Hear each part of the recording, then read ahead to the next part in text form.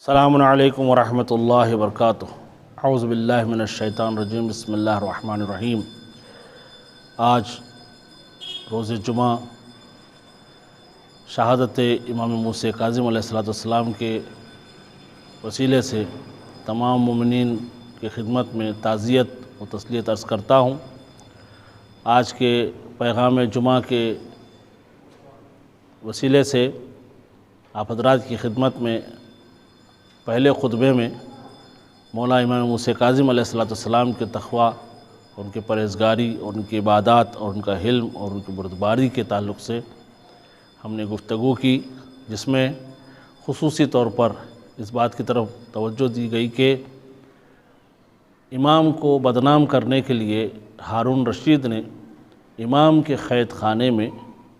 ایک فاحشہ عورت، بدکردار عورت اور زناکار عورت کو امام کے قید خانے میں بھیجا گیا، اور کچھ دنوں کے بعد ہارون رشید کو یہ پتہ چلا کہ وہ جو گندی اور بری اور فاحشہ عورت تھی وہ امام کے تابع رہتے ہوئے امام کے ساتھ قید خانے میں زندگی بسر کرتے ہوئے اب وہ گنہگار عورت نہ رہی، زناکار عورت نہ رہی، فاحشہ عورت نہ رہی، بلکہ ایک بہترین عابدہ اور اللہ کی نیک بندی ہو گئی۔ اور جب تک امام کا سر سجدے میں ہوتا تھا اس وقت تک اس کا سر بھی امام کے پیچھے سجدے میں ہوا کرتا تھا، یعنی امام کے تقوی اور پرہیزگاری کو دیکھ کر اور امام کے ساتھ رہ کر جو گنہگار، بدکار، زناکار اور فاحشہ عورت نیک اور صالح بن سکتی ہے، تو ہم نے پیغام دینے کی کوشش کی کہ ہم تو اہل بیت کے چاہنے والے ہیں، امام موسیٰ کاظم علیہ السلام پر مرنے والے ہیں اور ان کے محبت میں اور ان کے عشق میں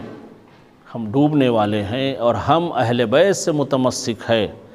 تو پھر جب ہم اہل بیت سے متمسک ہے تو ہمارے اندر کتنا تقوی، کتنی پرہیزگاری اور کتنی عبادات ہونی چاہیے۔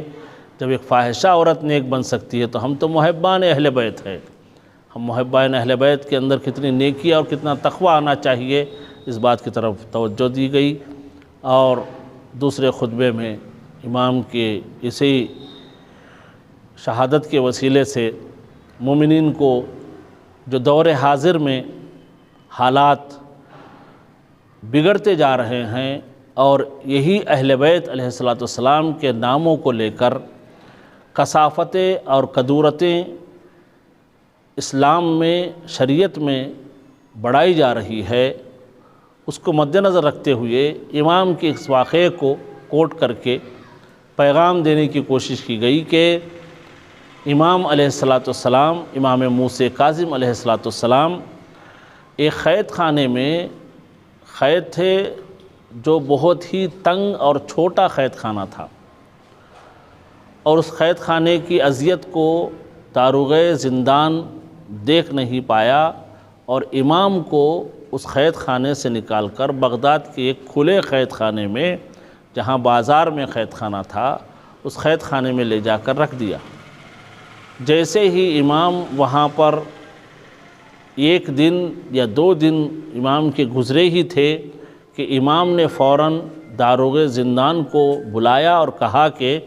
مجھے فوراً یہاں سے، اس زندان سے اسی جگہ پر لے کے جاؤ جہاں پر میں زندان میں پہلے تھا۔ کہا مولا آقا وہ زندان تو بہت ہی تنگ اور چھوٹا تھا، بہت ہی اذیت ہوتی تھی، یہ تو کھلا ہوا میدان یہاں پر قید خانہ ہے۔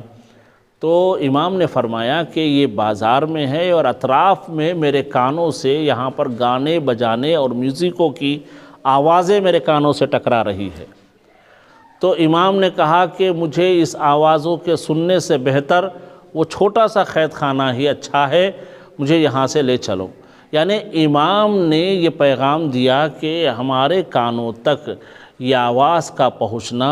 اتنا ناگوار گزرتا ہے ہمیں کہ ہم مصیبتیں برداشت کر لیں گے لیکن ایسی گانے بجانے اور میوزکوں کی آواز ہم نہیں سن سکیں گے۔ لیکن زمانہ اس قدر جو ہے انہی اہل بیت کے ناموں کو لے کر، اسی مولائے کائنات کے نام کو لے کر، علی ابن ابی طالب کے نام کو لے کر قوالیوں میں اور قوالیوں کے ساتھ ساتھ مولائے کائنات کے اس میوزک کے ساتھ ساتھ ڈی جے کے ساتھ ساتھ امام کا نام لیا جا رہا ہے، تو کتنی بڑی بدبختی ہے کہ جن اماموں کو میوزکوں سے اور گانے بجانوں سے غنا سے بیزارگی ہے اور ناراحتی ہے، انہی کے ناموں کو لے کر آج یہ دور چل چکا ہے کہ ڈی جے کے ساتھ ساتھ مولا کے منقبتوں کو گانوں کی طرز میں اور میوزکوں کے ساتھ ساتھ پڑھا جا رہا ہے۔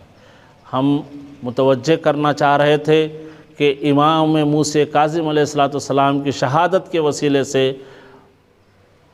اللہ کی بارگاہ میں دعا کر رہے تھے، خدا را پروردگار عالم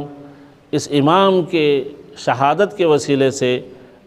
ان مومنوں کو نیک توفیق، نیک ہدایت عنایت فرمائے،